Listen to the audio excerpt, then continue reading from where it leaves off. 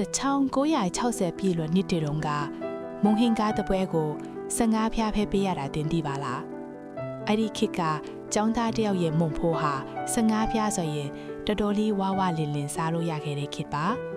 ဘေးမုံတတုံ9ဖျားရေခဲချောင်းတစ်ချောင်း9ဖျားဆိုတာအဲ့ဒီခေတ်ရဲ့ပုံမှန်ဈေးနှုန်းတွေပဲချက်ပါတယ်အဲ့ဒီခေတ်ကလူငယ်တွေအကြောင်းမှာ10ဖျားစီ9ဖျားစီတွေဟာမုံဝဲဖို့တင်မကပဲလောင်းကစားဖို့အတွက်လည်းအဓိကရချက်ပါတယ်ခေါင်းပန်းလန်နာပိုက်ဆံကြီးတားရီကွင်းဖြစ်တာပိုက်ဆံထောင်ဖြစ်တာတွေဟာရက်ွက်ထဲကတိုက်လေကားတွေနဲ့တိုက်ကြားတွေမှာအမြင်မြင်တွေ့ရတဲ့မြင်ကွင်းတွေပေါ့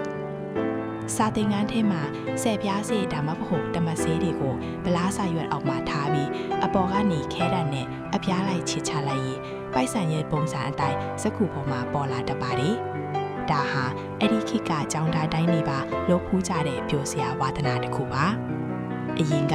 ဆရာကနန်းနဲ့အခြေခံခဲ့တဲ့မြန်မာငွေကြီးစနစ်ဟာဆယ်စုနှစ်များစွာအတွင်းတန်ဖိုးတွေတဖြည်းဖြည်းကျဆင်းလာခဲ့ပါတယ်အခုဆိုရင်အရင်ကအိမ်မတောင်မမတ်ဘူးတဲ့1000တန်တရွတ်ဟာအခြေခံလူတန်းစားတယောက်ဈေးသွားရင်တော့မလောက်ငါတော့တဲ့အထိငွေကြေးတန်ဖိုးတွေပြောင်းလဲသွားခဲ့ရပါတယ်